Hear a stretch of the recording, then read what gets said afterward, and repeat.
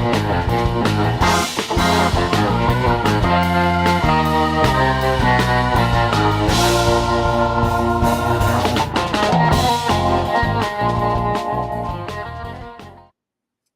going on, everybody? It is Tuesday night on the East Coast. That means it's time for Proper Royals Live. Thank you for being here. I'm really excited tonight. I got Reggie Johnson from Reggie's Urban Jungle up in Jackson, Michigan. And if you've not met Reggie before, you need to. I'm sure that you have if you've been on Instagram. I think his YouTube's been a little bit hot and cold lately, but he's certainly been at it a long time. And he's got a great brand. Tonight, we're going to talk about staying power. I think Reggie's been at this over a decade now, or coming up maybe right on a decade. And he's working the Monsoon project. And he's got some pretty good charisma and self-branding capabilities. And I got plenty of topics. Like I always try and find like some connection in some way that I've connected with somebody, and they might not even realize that I've connected with them. But I also like just people that I find interesting, and that's way harder to quantify because I don't know that. Anyhow, that's a whole different episode. But I like interesting people, and I find Reggie incredibly interesting. He has more in common than he realizes with me. And, in doing my show prep, just all this new stuff emerged that I saw even after he was already booked on the show, that I was like, man, I got, anyhow, I got it all right here. You can't see it because it's not focusing. Boom. There we go. But anyway, Reggie will be on in just a second, right after the announcements, and we'll hang out with Reggie from Reggie's Urban Jungle. What do we got for announcements this week? I say finally, it was very quick. I got my tracking info on my show displays. So I would give me your input. Like the next show that I was thinking of vending, which would be my very first show, is the Orlando Repticon, which has a reputation as a great show. It's a very well-known one right here in Florida. The Orlando and Tampa Repticons are probably the biggest outside of Daytona each year for us. And they do them often. They're well done and well attended, big metropolitan areas. The next one's in January. Is everybody going to be broke after the holidays? Does it ever matter? If everybody is broke and some of the bigger breeders take off, does that bode better for me? Less big fish in the pond? I don't know. Let me know what you think. Other than that, I would need to wait till February in Tampa, or in April, there's going to be another round of shows. So anyhow, my displays are on the way. I'm thinking of giving it a go in January. Let me know what you think on that. Shout out to Shane at Small Town Exotics. He was the first one. He always says he's the first. This week he was actually the first, so I'm proud to hear that for him. Also on the show vending topic, Shane, I think it's the new one, but then I was second guessing myself and I didn't have a chance to double check. I think it's a new video from Shane on Small Town Exotics. He goes through his full pack list of show vending, and perfect timing for me. So go check out that video. That's Shane at Small Town Exotics. He is in the audience tonight.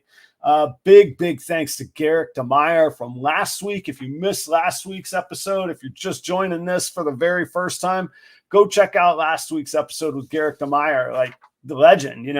How cool that he decided to come on the show. And we didn't get to nearly everything. We'll do it again with Garrick before too long, another 6 months or so. I've been very, very busy with family. Last week I had been out of town. That's why I had to do the show a day late. And then my in-laws came into town and they just left yesterday morning. So I have not been producing much content other than Instagram this past 2 weeks. But I got a new video coming out this week. It's pretty fun. I have fun with the comment section, and it's a new strategy I took. I don't know if it was a well-intended comment or not, but let's give the guy the benefit of the doubt. I took a comment and applied like literal facts and circumstances to what's going on right now in the market. So I had a little bit of fun. I've not made a video before like that. So check it out. That will be out this week. Next week, December 20th, 12/20. Wow. 12/20. That's the last one before Christmas. I don't know if we'd call that the Christmas Eve episode. Anyway, next week, Andrew from Redwood Reptiles, Redwood Pythons. I should know this. It's Andrew. You guys know. He was just kidnapped by a Leviathan snake. Steven's got him in the basement. And then the week after that, I've got Gershon on, who's going to help me host a kind of year-end ball python party. You guys want to come hang out? I'll send you the link and all of that kind of thing. If you missed it on that very episode, Charlie from Reagan Renee Royal Pythons, he kind of fancies himself a dad joke kind of guy. And let me tell you, I do too. So we're going to have a little competition that I like to call You Laugh, You Lose. And I'm going to make Charlie laugh. That's you're going to see it here. Gershon's going to judge that competition. I don't even know if Gershon knows that, but now he knows it. Quick shout out to Dwayne in Texas. Hope the conversation with your wife went well. We can make a sweet deal on some snakes, man. Also, King Reptiles in Tamarack, Florida. We hung out a little bit on Instagram today. It was cool to talk and anyhow, kind of brightened my day. So cool. Thanks for reaching out to me. Everybody, you can follow me on Morph Market, so you can always keep up with my snake inventory that I have available, and you'll get little notifications and that kind of thing. You can go to my store on Morph Market, Proper Royals. Also, you can send me an email at properroyals@gmail.com, and I'll put you on the monthly email. I just send out a monthly email of all my inventory, even stuff that doesn't make sense to be on Morph Market. And because you've reached out to me, I give you a little better price than you might find in other places where my snakes are listed. So again, properroyals@gmail.com. Also, that's where the inventory goes first. It goes on the inventory list first and the mailer. Then it goes to Morph Market. So if you want to get it first, send me that email. And then, of course, I'm not good at asking for it, but if you're enjoying this, hit the like, or wait till you are enjoying it when Reggie comes on. And then if you like the show and you want to check it out again and again, hit the subscribe button. You know how that stuff works. What's up to everybody in the audience? We got 34 of you all tonight.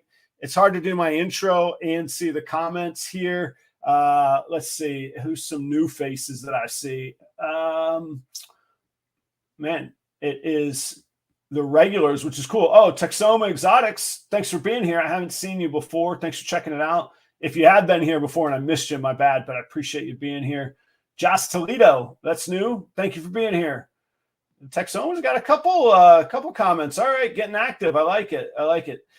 Thank you all, everybody, for being here.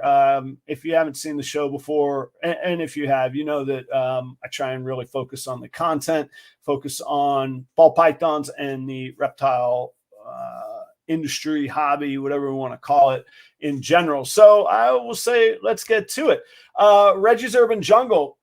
I remember the first time that I saw some of Reggie's content, and I thought, man, that is a sweet logo. I loved it. It stood out. It was memorable. It's everything that a logo is supposed to be. Here I am talking about it a couple of years later. And I haven't had a chance to hang out or meet Reggie before. I think most of it's geography and then maybe some scheduling. And then I got to ask him how we crossed paths. I think we crossed paths because of the Chris Eaton contest. I'm not in that. I haven't been on Snakes in the Fat Man, but Reggie has. We'll ask him about that here in a minute. Anyhow, I'm very happy to have Reggie joining the show. Please welcome for the very first time to the Proper Royals stage, Reggie from Reggie's Urban Jungle. What's up, Reggie? Hey, what's going on? How you doing? I am doing well. I'm doing better now that you're here and we got a little content, man. How are things in Michigan going right now? Michigan got bipolar weather, so 61 day, 25 the next, snow, rain. So, just trying to keep from getting sick. Yeah. Is it dead winter or is it spring? Does it think it's spring today? Which one is it? I mean, last year we had 3 foot of snow by now. Right now it feels like it's fall, so we don't got no snow on the ground, a little bit of rain, so can't complain. Good for breathing right now. That's true. When what part of if you do the little hand thing, where in Michigan are you? Don't know, but I'm right over here. I'm between Ann Arbor and Lansing, so okay, cool. All right, midway point, about 45 minutes from each. All right, so you don't have the brutal northern portion stuff just yet. So, and you got a lake right by to the east, right? Yeah, well, I'm kind of towards the center, but I'm no further than 2 hours away from any of the Great Lakes. Okay. I got, well, yeah, exactly. Yeah. Michigan's kind of, anyhow, they didn't come here for, I'm interested in it, but they didn't come for a geography lesson. Hey, for those watching that haven't met or seen you before, give us a quick, 30-second, 1-minute introduction. Tell us about yourself. I'm Reggie with Reggie's Urban Jungle. I specialize in ball python morphs. I'm a former educator, former exotic animal trainer, full-time single parent. I like sports. I like snakes. Try and be a good person, treat people like people, and enjoy this hobby. Yeah, thank you. And doing my show prep, man, it really came through about how you do enjoy people and you just the pride and passion in the animals as well. I think that the audience will see that tonight. We the comments are already out. Guys, please remember we try and keep this PG.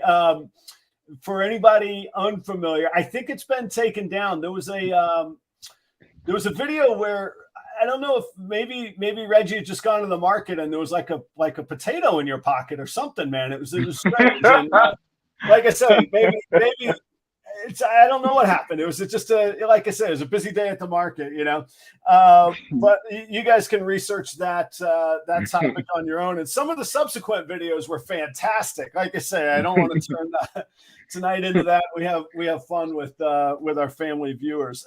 Reggie, tell us about this contest that you're I think you're doing extremely well in it. I didn't check today, but I know that you've been at the leader of the pack. But tell us about the contest. I'm in the running for Lame of the Year for Chris Eaton's podcast. He does the Lame of the Year each year. He has a 15-minute segment for less known breeders or smaller breeders per se, or more hobbyist type, just to get a little little recognition out there. I was lucky enough to be requested on to his podcast. He invited me. I was on episode 75 with MJ. And I thought it was great. That was my first time really speaking with Chris. I had a great time. 15 minutes definitely wasn't long enough. After my little segment, we both said we wanted to go longer. So I'm just glad to have an opportunity to be in the running with these other great contestants to try and be Lame of the Year. And I honestly didn't expect to be in the top 3 because when the contest first started, I want to say I was at like 3%, and then 2 days later, I'm up in the top 3 with Jana and Leviathan. So I'm up there with some pretty great people, and I'm just happy to be in the same sentence as them. And it's a great opportunity, even if I don't win, which I think I am going to win.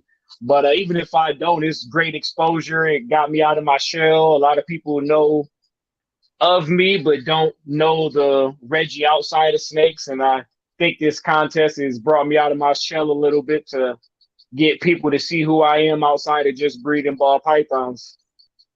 Yeah, I this year, sorry, I've got a couple different thoughts. I've been really impressed with how fun everybody has made it. Like the reels have been incredible. Like the reels that you're doing, Jana, Leviathan snakes, and Redwood, man.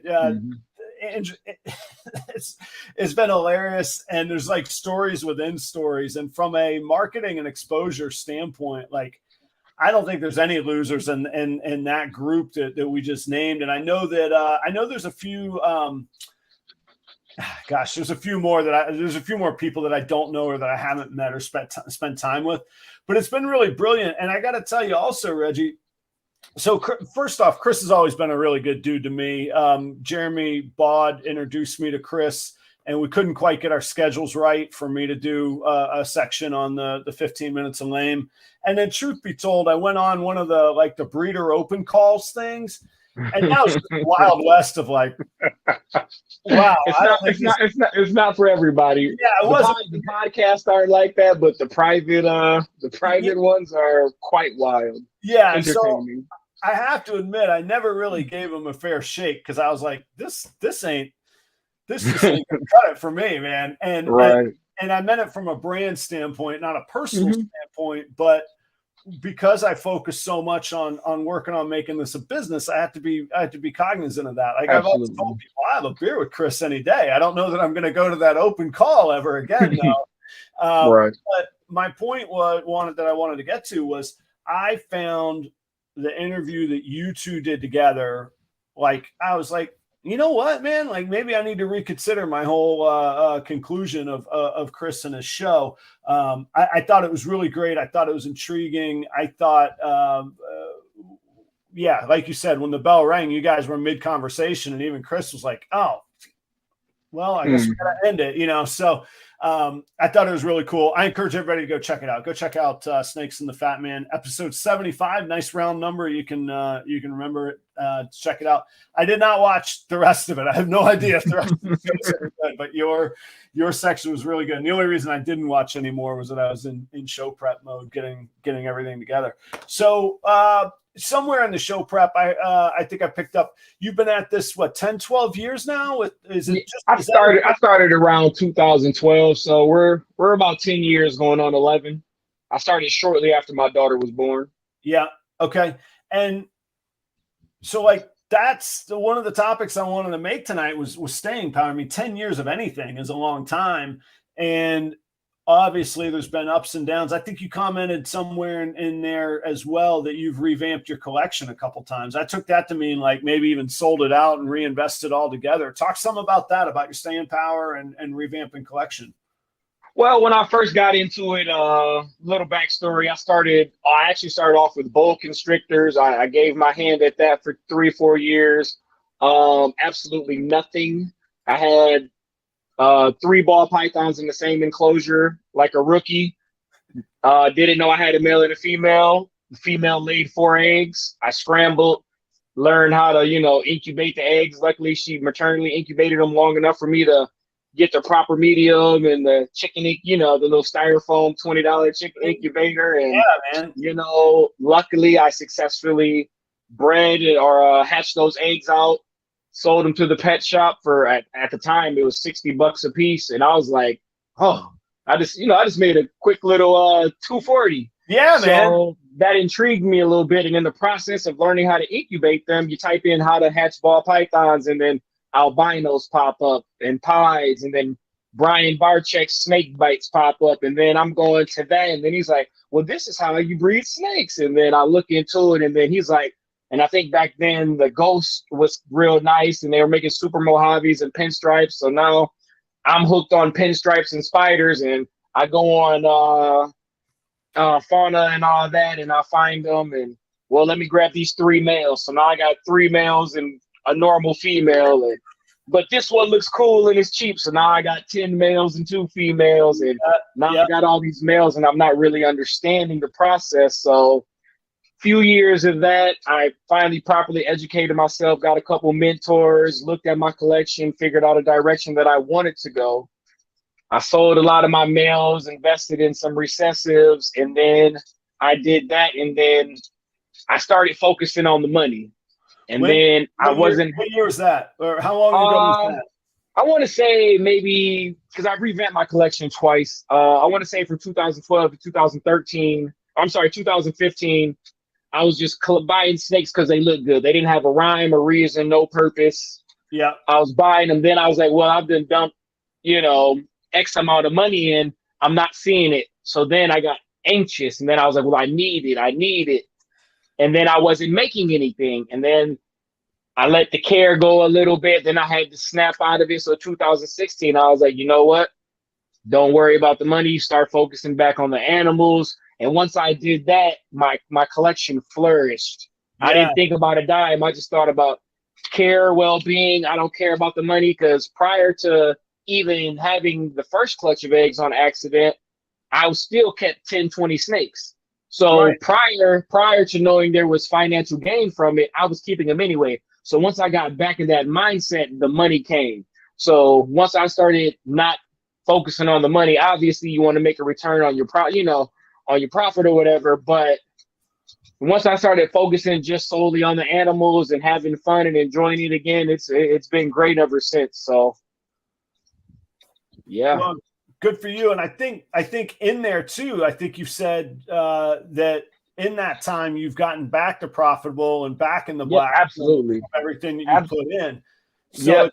it's a longer game and a pay. I mean, that's with 2 revamps and like we all make mistakes. You get it. Like there's no fatal flaw unless you just quit, right? Like, I mean, well, I played college sports. I was a college coach, high school coach, and a lot of times I saw my players, they were afraid to fail in the game. So they tried so hard to be perfect that they ended up failing anyway. So if you fail, learn from your mistake, come back and do your best effort. That's all you can ask for. So I was a rookie. I came in, I made a mistake. I adjusted. I tried not to be perfect. I had to make another mistake to revamp, and now I think I'm on a good path. I think I'm headed in the right direction for my collection here at Reggie's Urban Jungle. And ever since then, like you said, I've been in the green. But if I wouldn't have made those 2 mistakes, I would have thought I was still perfect, and I wouldn't have the collection I, have today. So I think I needed to fail to realize that it's okay to mess up. I am human. People see the dollar signs in the beginning. And then you have to realize it takes time, patience, proper care of the animal, proper mentoring, proper connections, proper education to get to that point. And I think I'm there. Well, not there, but I'm heading in the right direction to where I need to be in this hobby for another 10, 15 years. Yeah, I'm coming up on 3 years now. Another 2 months, I'll be at 3 years. I think there's things that you can, and there's going to be more, but I think that I'm going to learn. But I think there's things that you can only learn by doing. And that's a dangerous thing to say when it's a live animal, because you can't just go, well, I'll just figure it out as I go. No, you got to care for animals. You got to be more. I would never recommend anybody doing that. On the other hand, just the same as I tell people with YouTube, at some point you're going to reach a practical level of knowledge where then you need to jump in and start learning all the tiny little things. Man, I still do something different on the show every week. Like even just then when I was looking down, I realized I didn't have my full brand up there. I was like, the whole reason I put my name there is if people take a screenshot, I get another shout out to send out there. So, there's just a million little things that you constantly learn and constantly get better at, whether it's, lighting. I was always going brighter and brighter. And then I turned it down. I was like, wait a minute, that kind of looks cool too, So now I've trial and error, man. You got to try things. You got to step out your comfort zone. There's a million different ways to do everything. So you just got to find what works for you. And like I said, I got 5 or 6 mentors and they're all telling me different things, but I just grab bits and pieces from each one of them. And, now I have a good rhyme and rhythm here in my collection that works best for me. Sorry. And making my example there, I'm showing what I don't know how to do, which is to mess with these things in real time. All right. Hang on a second here. Trial and error. There it is. Trial and error. Speaking all right, now we're back to the nice, comfy lounge look. Okay, you guys got to see the whole spectrum there of success, failure, and reemergence. So, hey, you're a high school teacher, huh?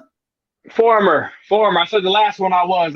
This was my first year not in the education system. I've been everything from a bus driver, basketball coach, hall monitor, special needs teacher, bio teacher. So this is my first year not in education, and it was a slip of the tongue on the last debate. So currently I am not, but it's my first year not.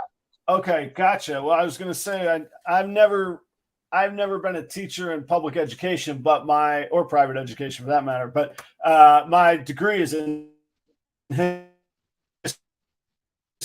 and a bigger classroom that I could reach.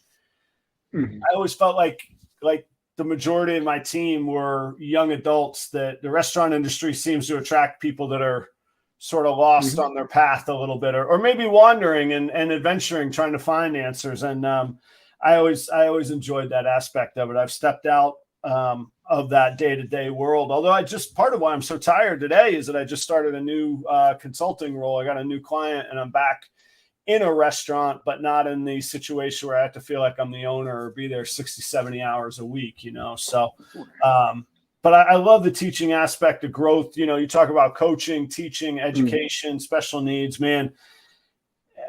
that's what the world needs. The world needs mentors for everybody coming up, and we still need them too. We're not the old. I mean, I don't know. Old, I'm going bald, but I'm not quite the old guy just yet. I heard. I can't believe Chris let it go. I am not going to let it go. Did you say you used to work for Tiger King, Joe Exotic? Absolutely. That's my one little claim to fame. Yeah, I worked for Joe Exotic from 2011 to 2013-ish. So for 2 years, like aside from all, okay. I know it's so hard to put aside all the craziness. Aside, I mean, the viewers know the craziness that Netflix or whatever shared. What did you do there? What was life? I mean, give us the, I don't remember the show well enough to remember the specifics of what might have been going on. And is that in Michigan? No, it's Wynwood, Oklahoma, GW Park. When I went down there, it actually happened spur of the moment. So I was joking with a friend one day, and I was like, I want a pet tiger. And he was like, black people can't do that. And I was like, yes, I can. Right. So you're like, you're not met Mike Tyson? Exactly. So I Googled how to become a big cat trainer, and the FCF Feline Conservation Federation popped up. They had a course, a dangerous animal handling and big cat husbandry course down in Orlando, Florida. And it was at the, I want to say Wildlife Hilton or something, right by Disney World down there. I flew down there last second, took the course, got 100% on the course on both of them. I met Joe, Carol Baskins, Doc Antel. Someone mentioned to me that Joe, Carol, and Doc were all looking for new employees or someone to help out, and they had saw my test scores or whatever, my my certifications and all that I had just acquired down there. And they asked me, and Carol doesn't pay her employees. Doc Antel wants all of his employees to not eat meat, and I'm on a strictly meat diet. And then Joe was like, you can eat whatever you want, and I'm going to pay you. So I was like, you don't got to tell me twice. So 2 days later, I packed all my stuff from Jackson, Michigan, and shot down to Wynwood, Oklahoma. And I was a key holder there. I was in charge of 1/4 of the park. I had 2,500 animals under my supervision. I had a staff of 10, and I mainly, dietary, keep the enclosures clean, handled the bigger cats and the bears and the monkeys, and made sure my staff did everything proper. Kept them enriched, did enrichment, did minor training situations, because some of our animals were used in movies, and at the time we were the largest distributor for big cats in the United States to go to other public zoos and educational facilities. So that was my main goal, starting with the smaller ones and help getting them up to the next level so it could be handed off to the other trainers. But it was a great job. I had a perfect time there. He allowed me to live my dream. I have nothing bad to say about Joe. Yes, he's as crazy as people think, but he's also crazy in a good way. If you rock with him, he rocks with you. He treated me like family. He gave me opportunities that other people wouldn't have. I don't have anything bad to say about him. He's one of my favorite people. Man, that's incredible. I love like I say, I find it just incredibly interesting. And like I say, my point is not to focus on even on Joe or the Netflix portrayal of it, man. So you just get this kick that you're going to be a cat trainer, and then you happen to see this class in Orlando. Like, that's an amazing. It's perfect happenstance. Like, at first it went from a joke to like, all right, maybe I can find something, to actually finding something. Yeah. Second time ever being on a plane, going down there, me not knowing at the time that they were going to be, like Doc Antel was probably the biggest of the three at the time. Held a conversation with him. I knew him because of his Liger Hercules, he's standing on the podium, 12-foot cat. Carol, I didn't really know who she was. Joe was just some country singing magician with 3 husbands at the time. But he was like, hey, if you respect me, I respect you. And there's not a lot of people who look like me in that hobby. So sure. I wanted to do it for myself and self-representation, because representation is important. So I want to let everyone know, just not people who look like me, if you want to do something, you can do it. You know, you just got to put forth the effort. And luckily for me, you know, chances, you know, luck is a part of it, but I just got an opportunity to sleep and raise and play with like my house that I stayed in there. I had baby tigers and monkeys and lemurs and stuff running around. And I actually tried to do a vlog when I was down there, but nobody cared. So I did like 3 or 4 episodes. And every week I would be like, hey, I got a lemur today. I'm training a lemur. Then I have a lemur jumping around the background, or there's baby tigers running around. But nobody cared, so I stopped doing them. But for me, I work 18 hours a day, 6-7 days a week, but it wasn't work because I was enjoying myself. I had fun. I got to hug grizzly bears. I got to play fetch with wolf puppies. You know, I had monkeys jumping around there. I got to play with chimps. So like that, it was a perfect dream for me. And the only reason I stopped working there is because my daughter was born and I had to become a single father. So I had to, you know, take care of my responsibilities, 600-pound tigers or newborn baby. Yeah, the daughter. Yeah, man. I think I made the right decision. No, just kidding. I absolutely made the right decision. But in a perfect world, if Joe's situation wouldn't have happened, and I always said once my daughter turned 10, I would go back working for him. But it just, you know, circumstances are that the park's no longer there. And right. But just the opportunity to go down there for a few years and actually live my actual dream. Not many people can say that they've lived their true dream. And that's just the answer. Even if it was for a week, I was blessed to have the opportunity. Like I said, I got to wake up to baby lions and tigers and jaguars on my pillow next to me with a baby bear gnawing on my foot, you know, because it's hungry, and I got to bottle feed them every 2 hours. And it's just an amazing experience. And I was actually going to wear my my GW work shirt for this, for the interview, but last second decided not to. Oh man. Thank you for telling the story. And I imagine it's met with so much like drama and, well, tell me this or that it probably gets annoying to have to tell sometimes. But thanks for sharing that story. And honestly, there was no drama down there. Like, you know, people don't like him. People tried to break in. People tried to poison the animals. You know, PETA severely dislikes Joe, but it's for a lack of misunderstanding.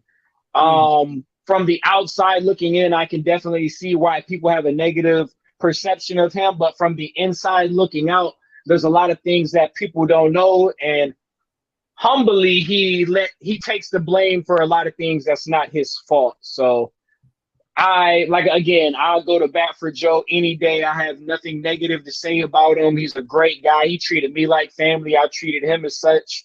So great guy, but I'm not going to say that a lot of the stuff that was said isn't true. But nobody's perfect, you know? Right. Well, and look, you're probably the only person that any of us have heard from directly that wasn't part of the Netflix produced, however it may or may not have been spun.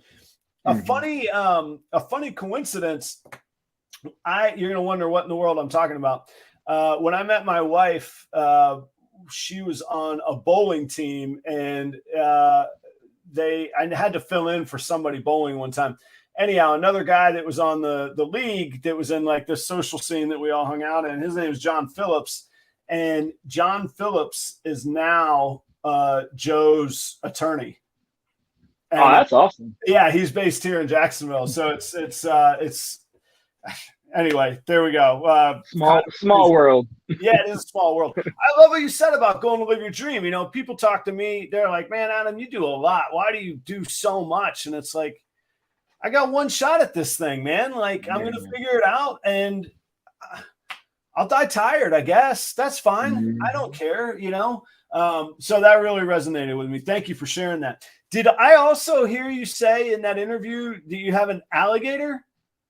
Yeah, 9-foot alligator named Alan. Oh, yeah, I could have brought that up. I have one. He's currently with my friend Javon. He does educational seminars and shows at schools and stuff.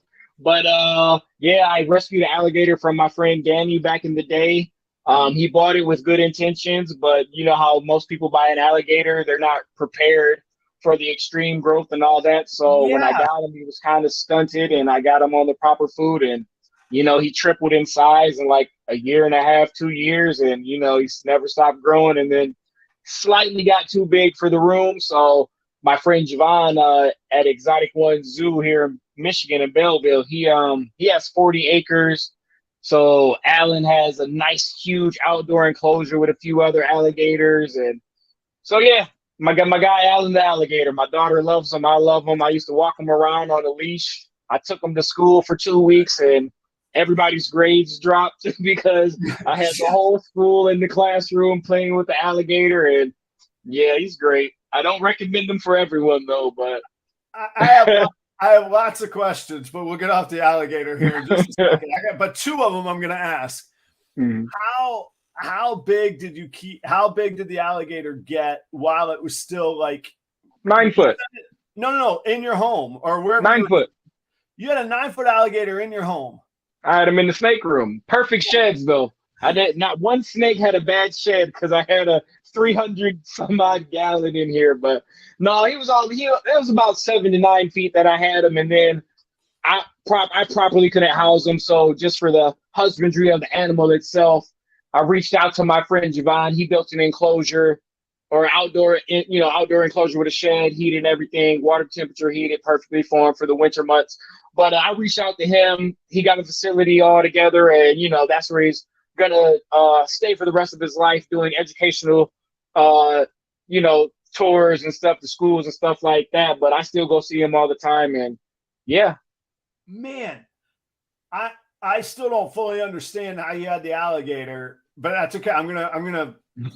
We'll talk about it later, maybe in another time. Well, honestly, I'm not supposed to be in my current location. I was supposed to get I've been house hunting for the last 4 years, and Michigan, with what I'm trying to do, finding the proper property is not the easiest. And if I'm going to do my largest investment, it has to be something that I'm going to stay for a long time. So that's one of the reasons, because I had intentions on getting him a giant outdoor enclosure with me, but one thing led to another. So no, I didn't want. Oh, I know. I didn't mean it critically. I mean it totally. Oh, I know. Curiously. And then it struck me odd when you said, "Well, with what I'm trying to do is difficult." Yeah, it's because you got a 9-foot alligator. So it's difficult, man. I mean, it's always fun walking him around the neighborhood. He slides down the stairs like a penguin or a seal on ice, and it's fun. The kids love him, and walking him around the neighborhood. So it was fun. Oh my gosh, we could do a whole video on that, man. Okay, and then on a serious note, you just talked a little bit about it.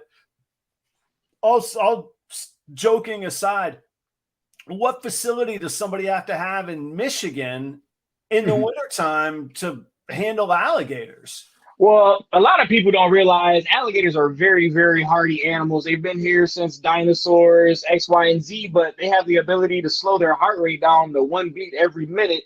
And there's pictures online where you can see alligators frozen in the water with their snout just slightly out. I have seen that, yes. So they can breathe, so they can go into a type of hibernation, Burmation state until it thaws out. But here in Michigan, there's a facility towards Battle Creek. It's the alligator house where people, because in Michigan there is very little laws and regulations against reptiles or cold-blooded animals here. So when you say you're walking around the neighborhood, I'm picking up on that. Okay.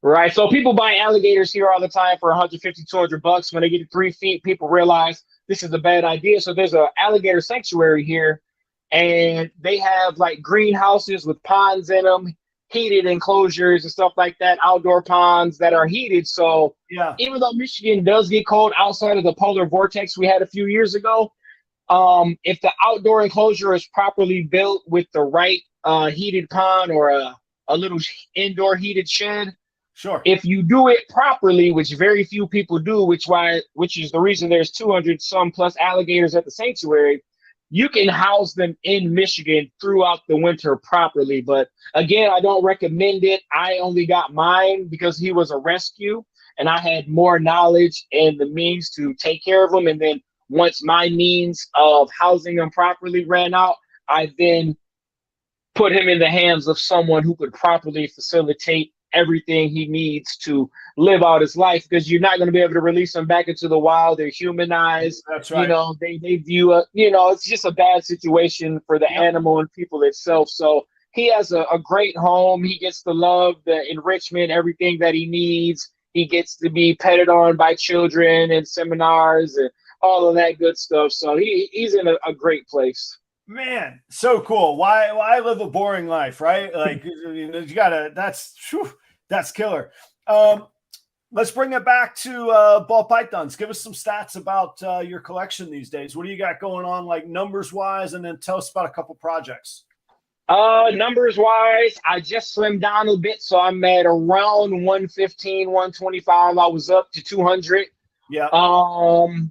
I'm in 11 different recessives. I'm trying to narrow that down, but every recessive ties into a double, triple, or a quadruple recessive project. So It's like I really can't get rid of them. But so I'm good at many, master of none. Let's just say that. Well, yeah, that's kind of all of us, though. And when the ones that are the masters of one, I think I'll just speak for me. I find that kind of boring. But like the attraction of ball pythons is the variety. The variety. Absolutely. And I'm with you on my answer to the, hey, you got too many recessives. Well, I just haven't started layering them all. Well, I have started. I haven't layered them all across the board. On top of everything here is double het, triple het, quadruple het. So I got a rack full of normals. I was talking to Will from RCR. He's one of my mentors, and I went over my collection, and I was like, I was feeling, I felt like my collection wasn't good enough. And he's like, the list of animals you just showed me, once you hit one or two males, that completely changes your entire collection.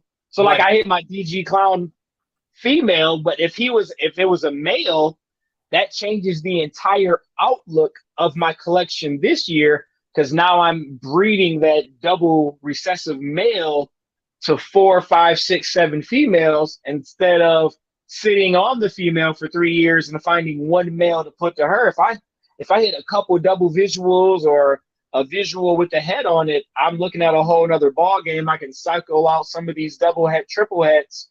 I can then work towards the triple, quadruple recessive projects or the complex double visuals and, go from there. So I was a little impatient on myself. I didn't give myself enough credit for the collection that I built up from the last few years. And ball pythons is a game of patience. And if I just, stick to my plan as I said I was going to do, then I'm gonna be in a great place. But I'm in a lot of recessives.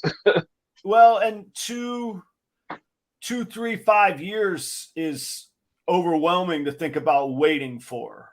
Mm-hmm. But I think, I'll just speak for myself. I think most of us, if we were to look back 2 years, we'd say, man, that went by in a flash. My 10 years went by. Like, if I would have known today or know now for back then, right? It's crazy, but I'm complaining. Plan, right? Man, I'm complaining now, or back then, but now it's like 5 years. That's nothing.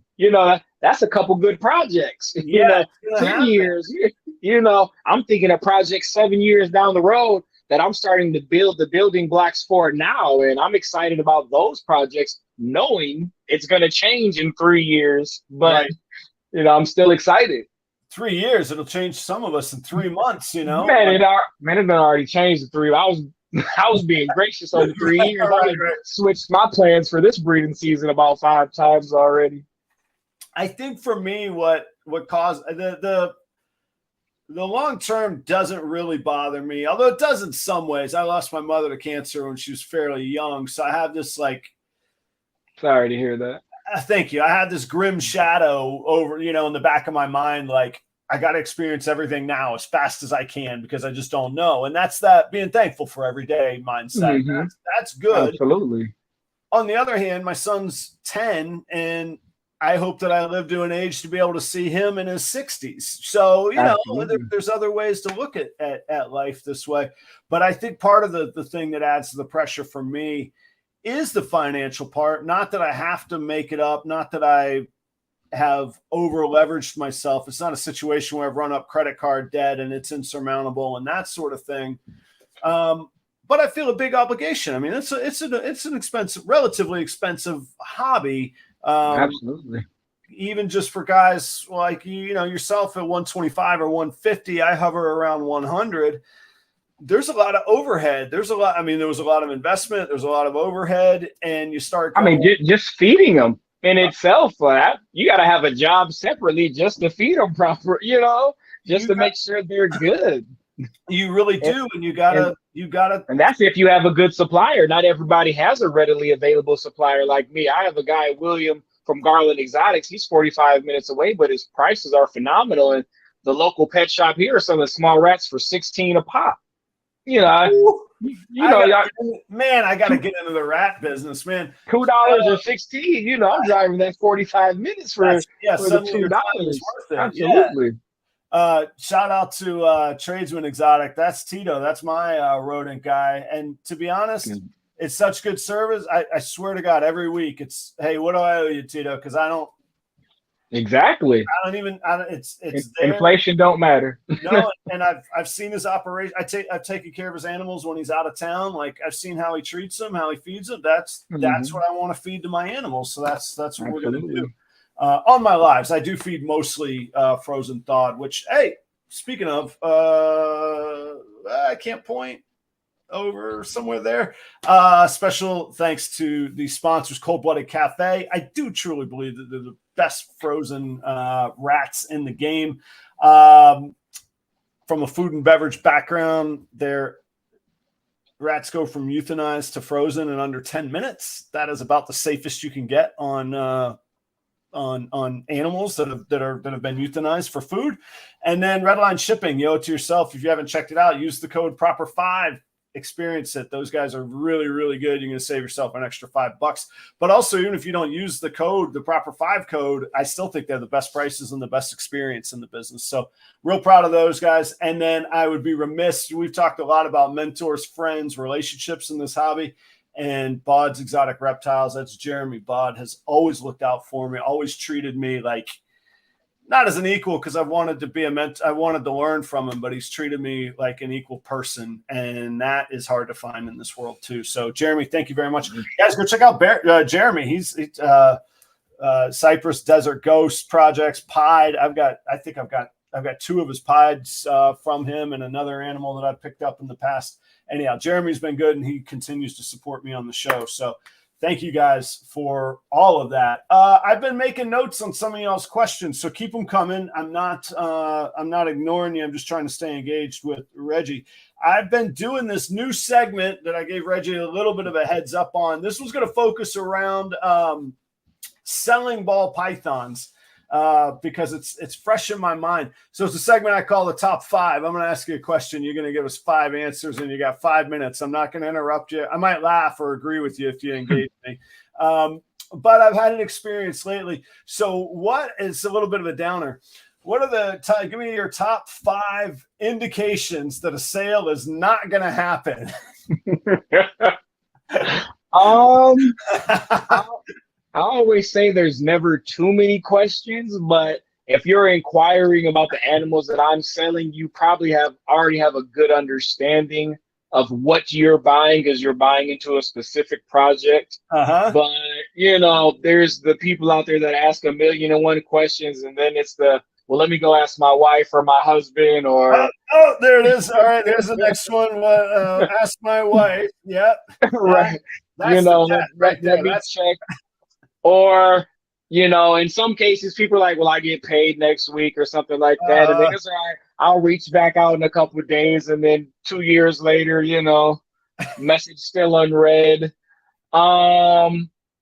There's the people, ask for payment plans, which I have no issue doing payment plans, especially being here in Michigan. We're frozen half the year. So, that's no issue for me. But the people that, all right, well, can I get 25% off and then get a 18-month payment plan? Yeah. On a $500 snake, Right. Probably not, What else? The people who ask, "Well, do you sell?" And this is more so towards breeders, not the hobby or the people who keep them as pets. But, well, do you sell the tanks? Do you sell X, Y, and Z? What do I really need? And I have no issue helping people. Right. If they're a beginner, I'm all for getting someone their first snake. But if you're looking to buy a snake, you should already have had done the research. Now, Right. if you're coming to me asking for help on doing the research, I'm more than happy to do that. But I'm not going to sell you a snake and then help you do the research. That's not good on my part. That's not good for the snake either. Exactly. Or I recently I've had kids as young as 11 message me on Morph Market like, "Hey, I'm gonna need to talk to your parent." Well, my mom's watching. I don't know your mom's watching this time. I need your parent to reach out to me via email. I may need a phone call or something because I don't want to be irresponsible. Not saying that an 11-year-old isn't responsible enough, but just doing my due diligence on that. What else? Shouldn't put a snake in the mail to an 11-year-old, just on general principles. Probably not. That's a new twist on. Let me ask my wife. Let me ask my mom. Exactly. What else? I mean, I really don't have too many people that give me the runaround. Or you have those people that, well, what do you have? Well, here goes my Morph Market. No, tell me what you have. I can send you a list, but I'm not gonna go through and tell you over the phone. Like, if you want to see them, go to Morph Market. But I really don't have so many people that give me the runaround. But it's just a typical saying for everybody. All right, let me get back to you real quick. A couple of days, and you're blocked, and all of that stuff. Can't see them and things, or I never had the money to begin with. I just wanted to see what you would say. So I don't. Really? Absolutely. I don't have too many bad experiences, but a lot of my things that I do sell out of the egg, or they don't make it to Morph Market, or I'm really big on trading with people. So half my collection is built on trades or doing joint projects. So if it works for both people, then I have no issue doing a joint project with somebody I trust. I have no issue doing trades if it benefits both sides. So it saves me a lot of money. It saves other people a lot of money. And if both sides are happy, and and their collection is healthy, and I know their husbandry and the genetics and all of that, I'm all for it. So I've actually, this year, as sales have dropped off for some people or become more difficult or whatever it might be, in lieu of cash flow, if you were going to put the money back into your business anyhow, you could just skip that step with trades. And I've done, absolutely, I have to think I've done at least two that have really kind of leveled me forward. And I hope I've done the same for the partners in the trade. So, sometimes the cash flow, I mean, we're talking about the overhead of just a feeding. I mean, that's very expensive in itself, but if you don't have the pressures of the cash flow and you can improve your collection, then that's a really great point on that as well. And again, you said it pretty quickly, but if you know the people, if you know their husbandry, the health of their collection, that's almost a must. That's really vital, or at least reviews and references and that kind of thing. I heard you say also, man, this was really impressive. I wanted to talk through it, although I think we know what the answer is.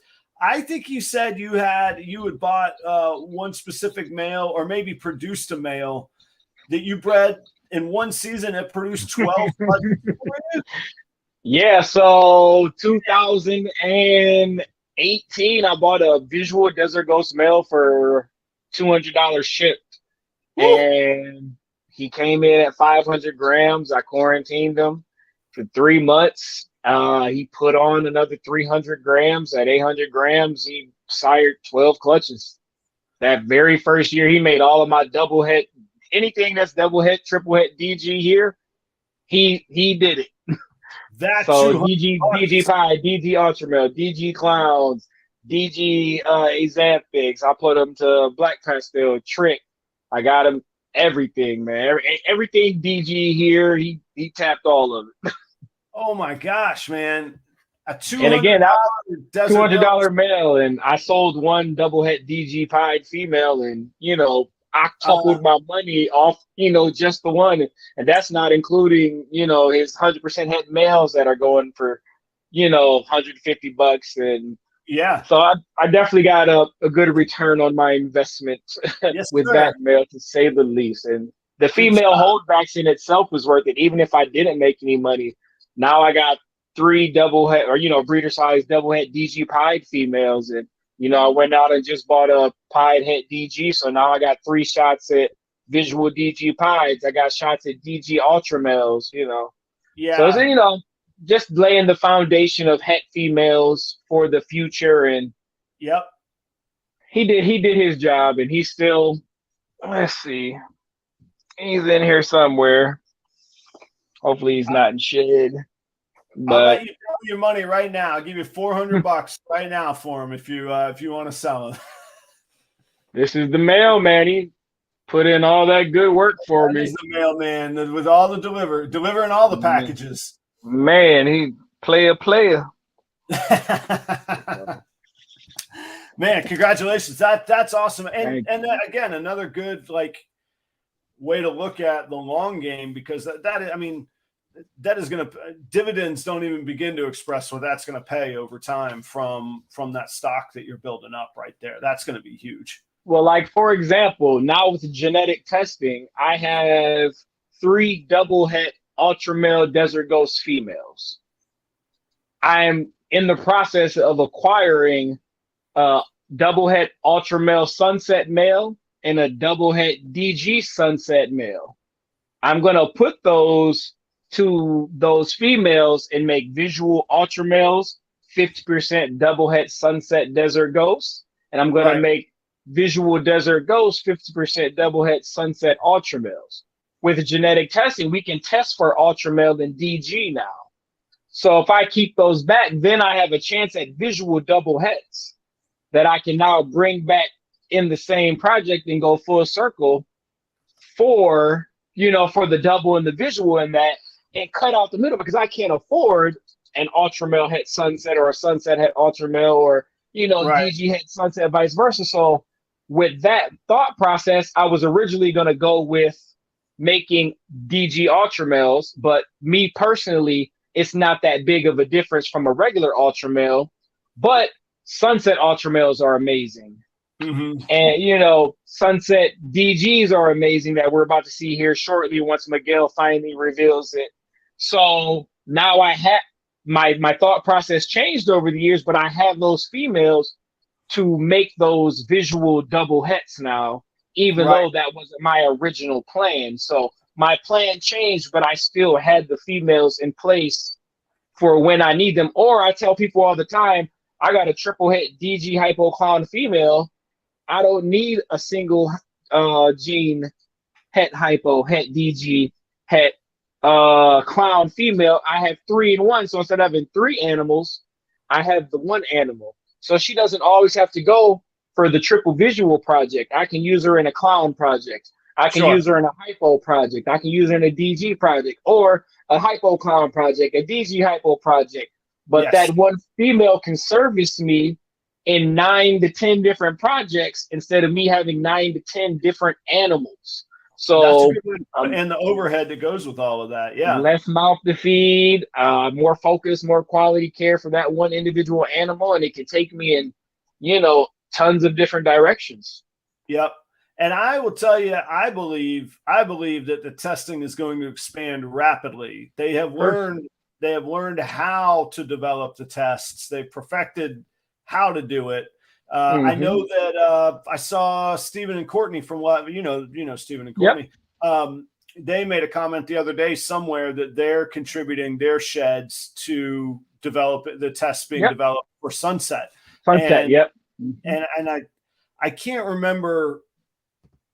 I had Dr. Seidel on my show. Another Michigander, I think is how you refer to yourself. So I actually dropped off 100+ sheds to her. I want to say last April, so over a year ago.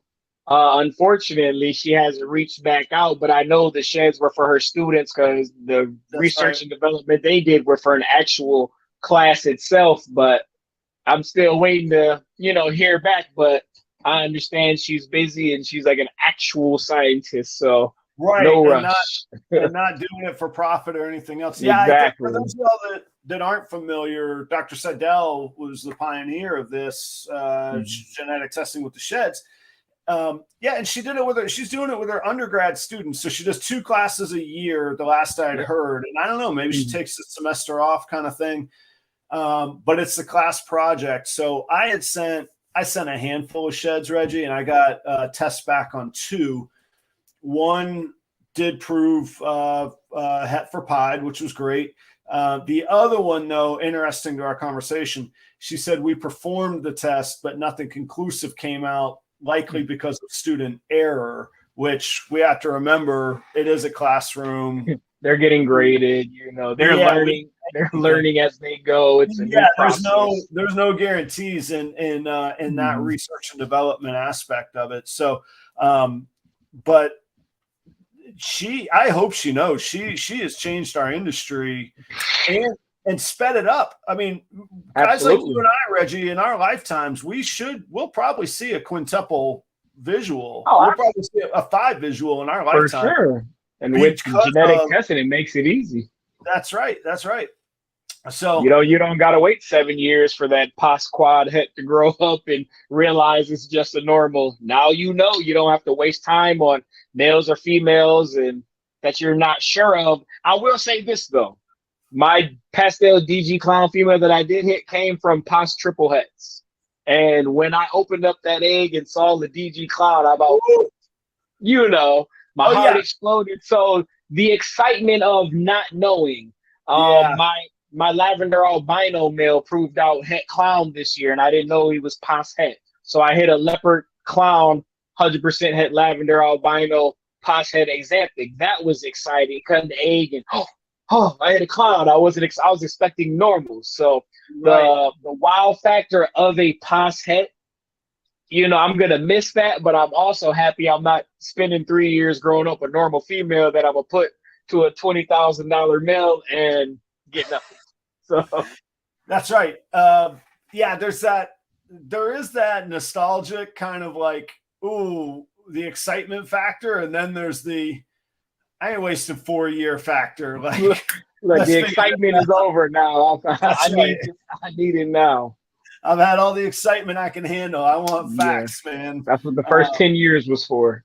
that's that's right. Hopefully not that long for me, but that is right. Let me see here. We got I haven't had a chance to work with Shane yet, although we've been trying to work out schedules for 6 months. We're going to give it a shot in 2023.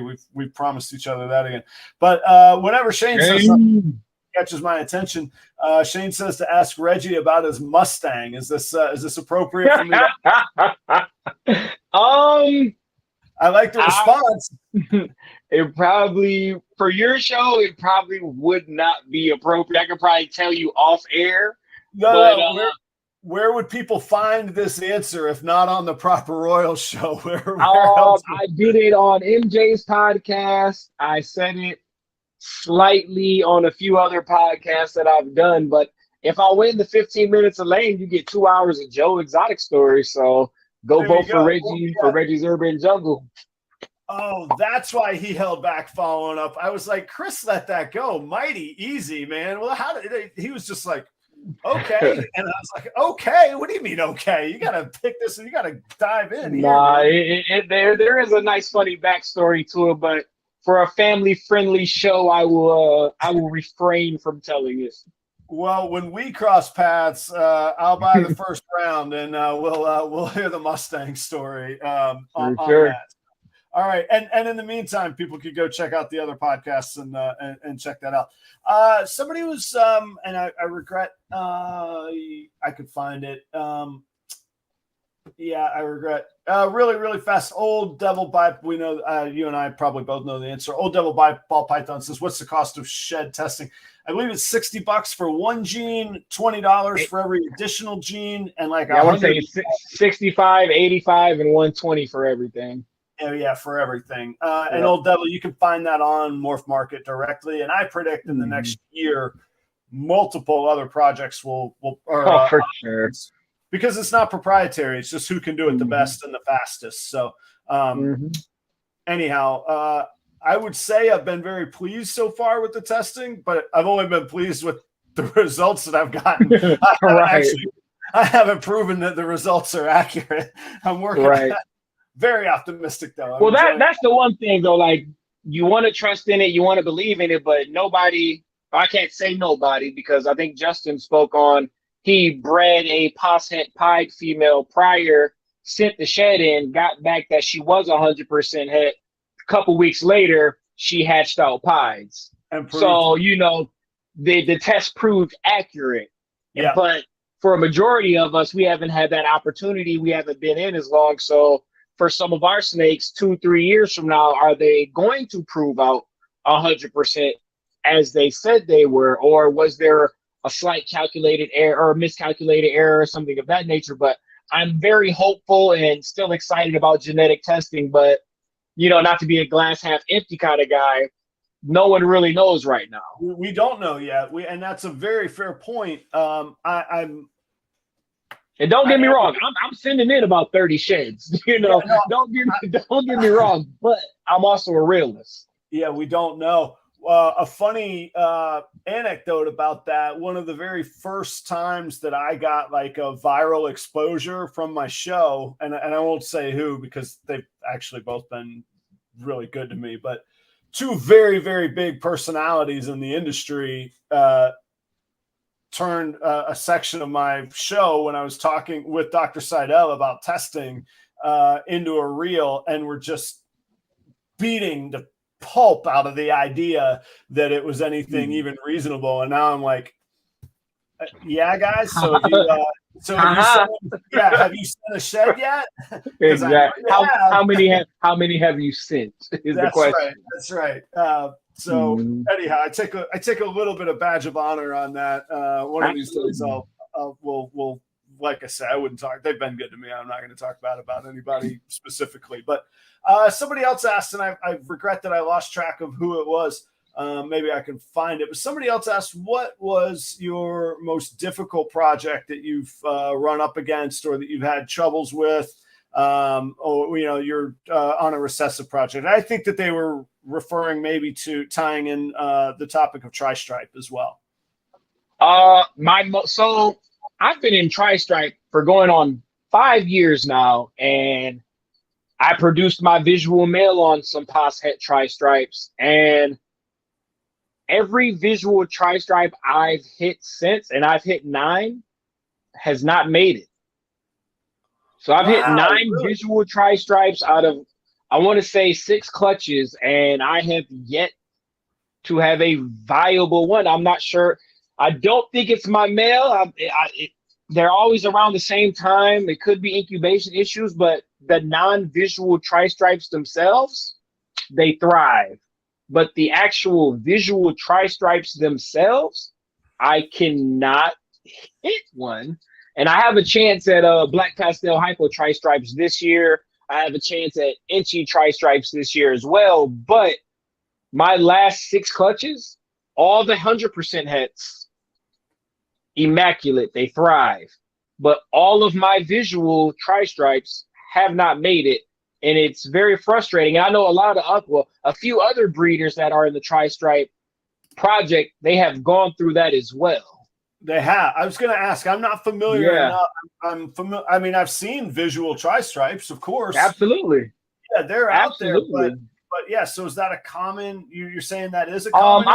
I'm not saying it's common, but I know at least 4 other breeders who have had difficulties with their visual tri-stripe clutches. So again, I'm gonna try this year. I'm doing just the tri-stripe. I'm gonna do a head-to-head to see if that produces something, because it may be something similar to the caramel, where a visual caramel to visual caramel, you get all kick. But when you do head to heads, the babies come out, you know, viable without any issues. So I'm gonna try a head to head, see if that works for me in my collection. But I do know a bunch of breeders with visual tri-stripes that are producing more visuals with said animals. It could just, you know, be something I'm doing wrong, but yeah, 6 clutches, nine visuals. It kind of hurts, man.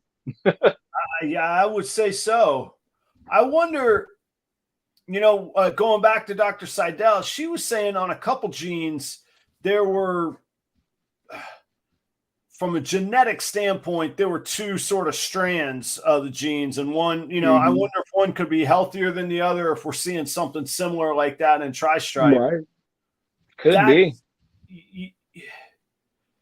Part of the problem with not the problem, one of the great challenges with ball pythons is how long it takes, like to get a reasonable sample size to make a scientific conclusion.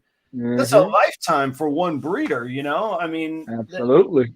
You're left just wondering, and to eliminate variables, you have to wait a year in between. And then if you're going to get a female in the mix, it's 2 to 3 years at minimum. Usually, you know, and I still love the tri-stripe project, so it's not going nowhere. So I'm gonna keep trying.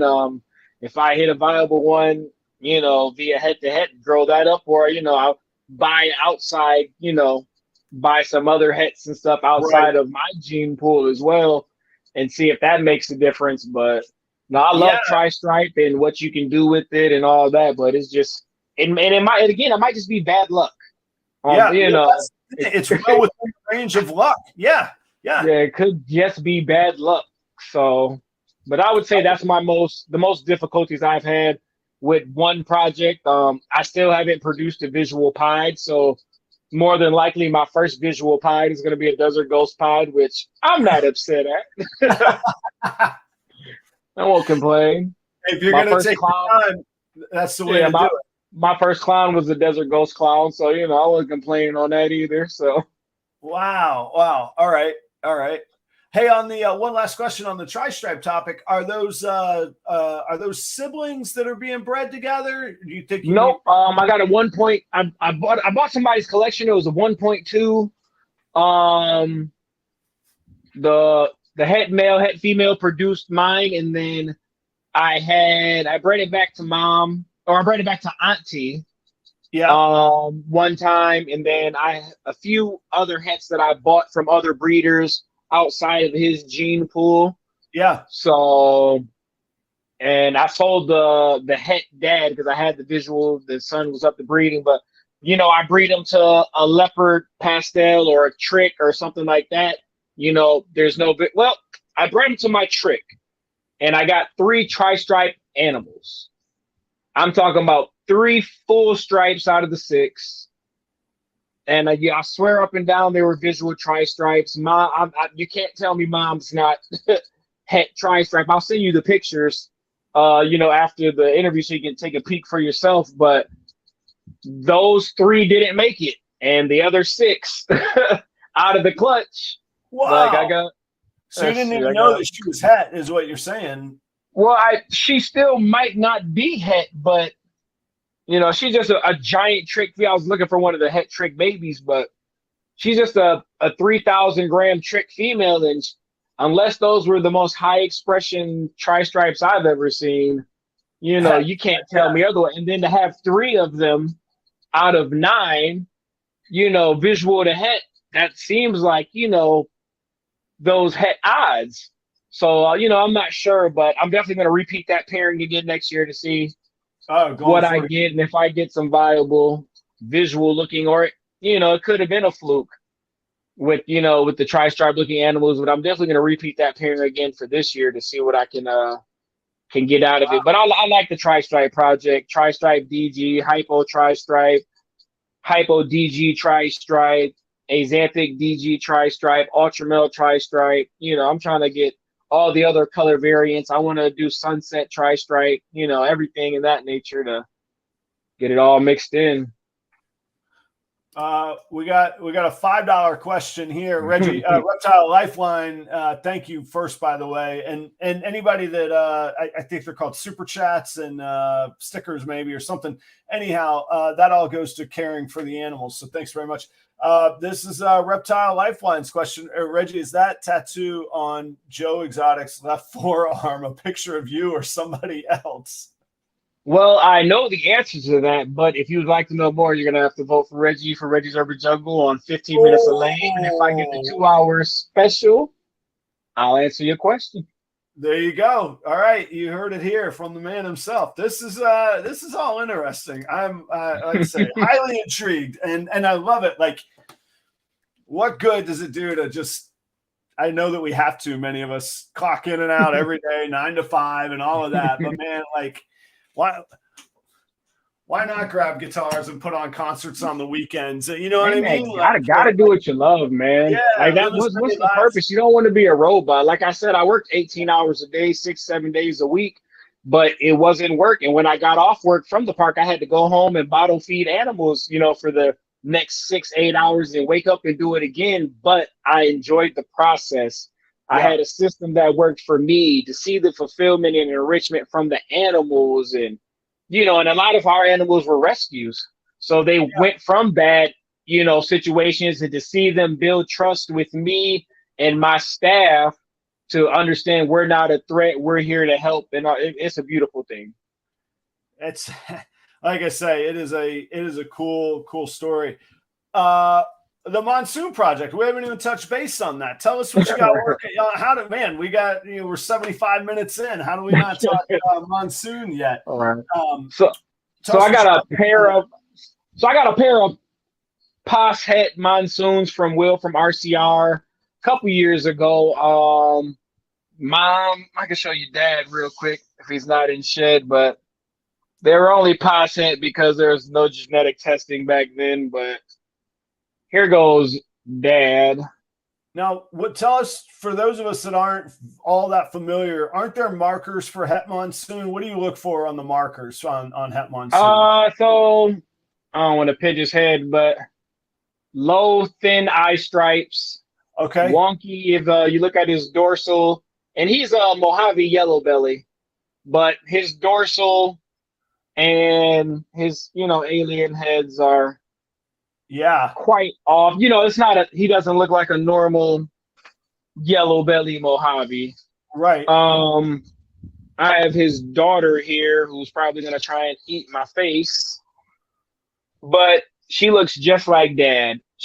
This one is 100% het pied, but if I get bit, it's just for you guys. That's right. That's like she's supposed to be just a Mojave, and I don't know too many Mojaves that look, like this. Yeah.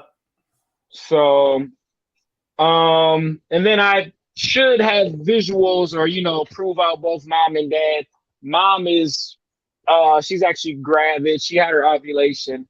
So cool. I'm not going to mess with her, but Mom looks crazy. Hurricane type. Alien heads, dots everywhere, very thin, low and eyes. You paired the 1-to-1 that you bought. Yes. Yeah.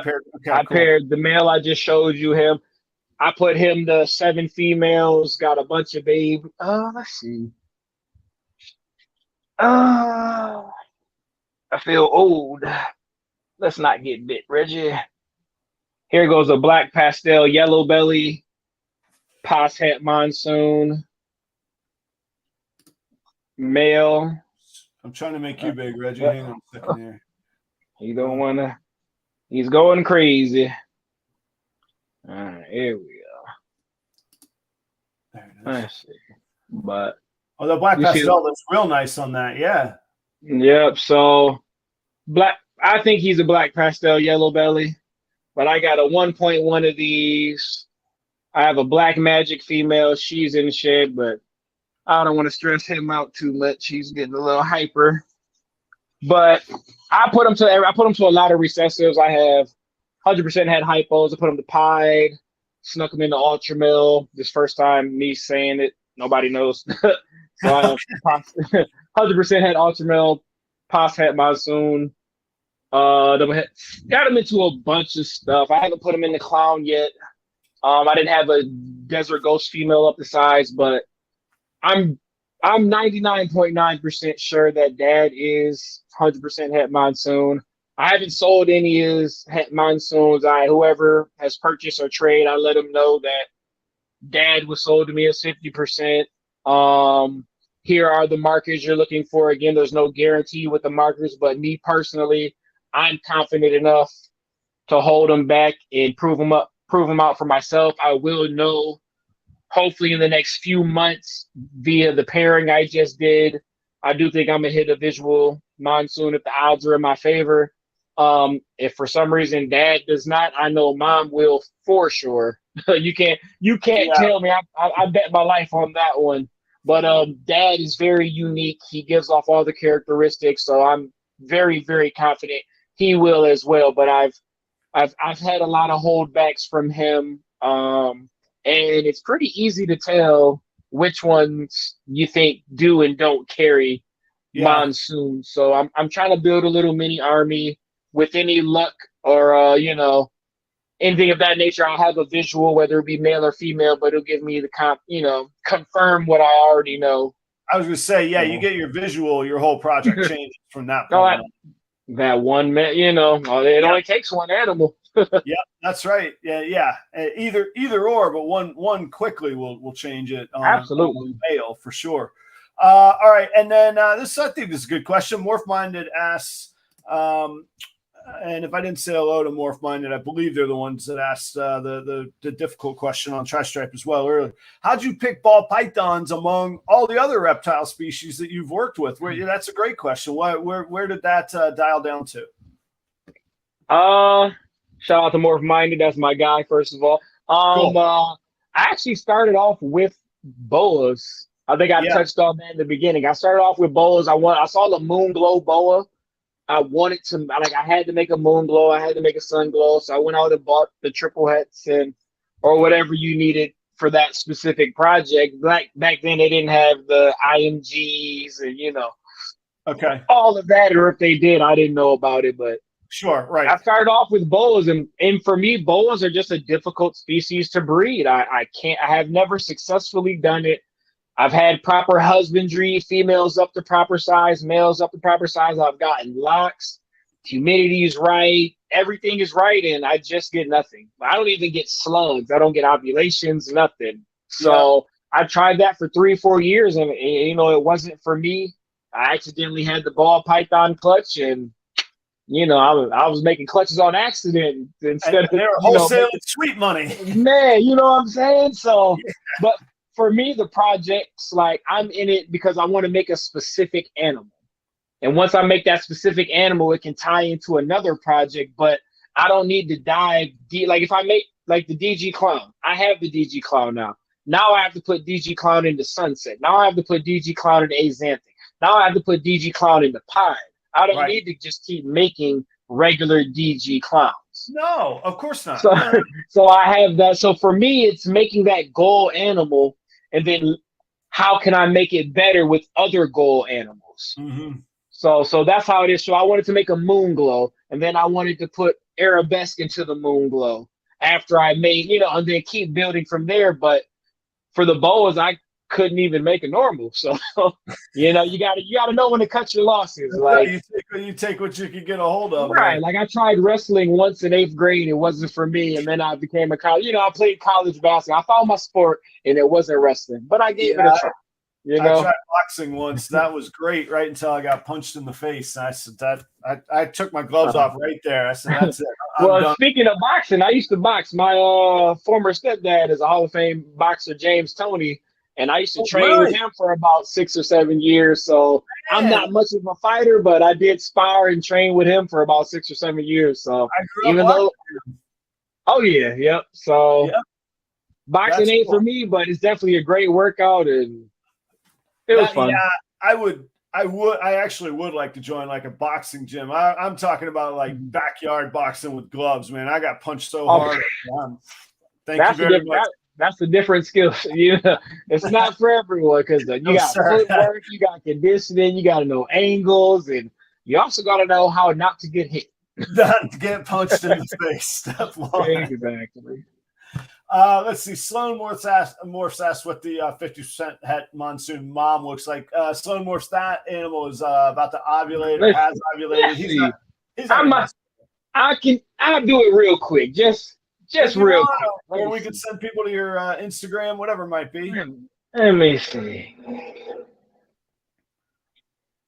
Let's see. She's do it real quick. So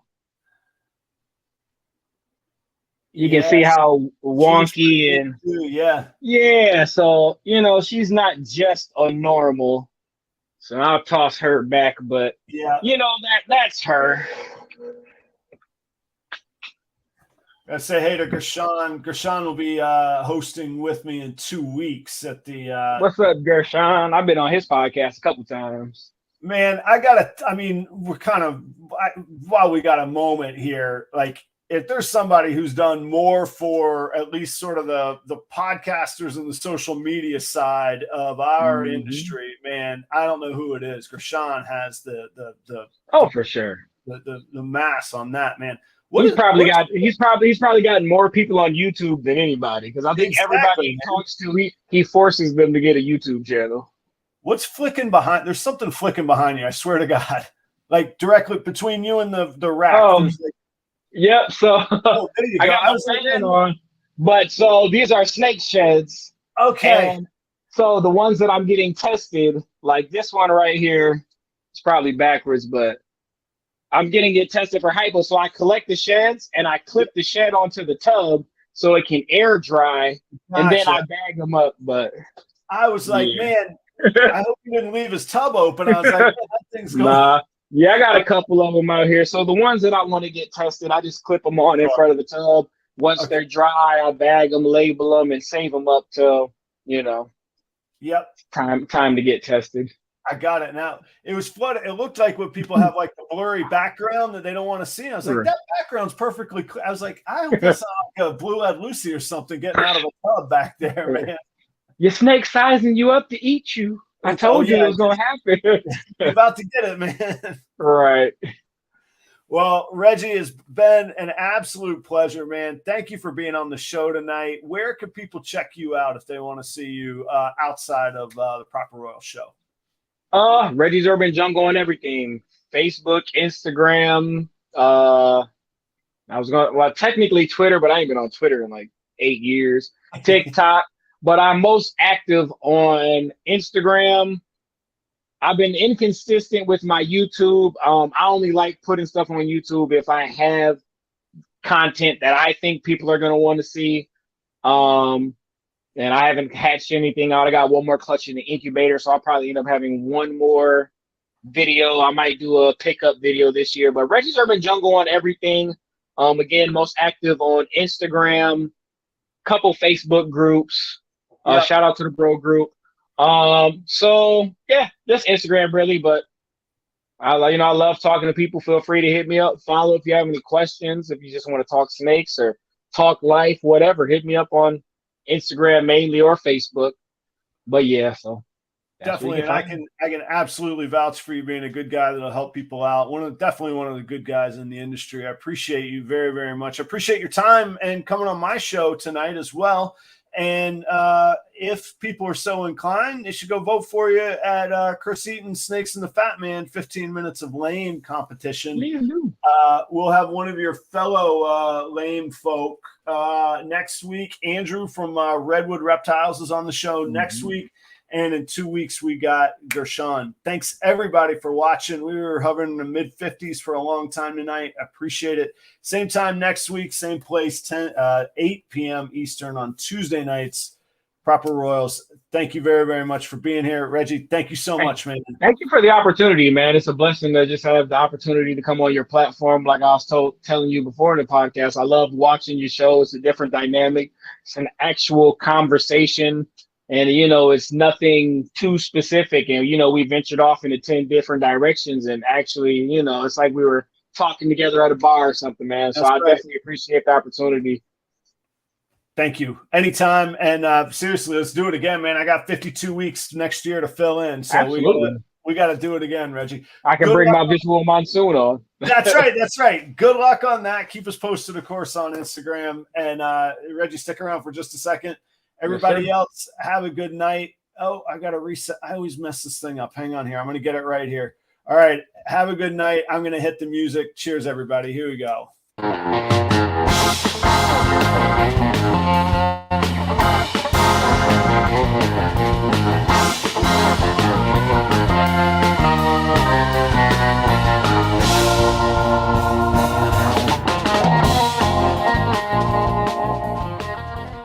Good night, everybody.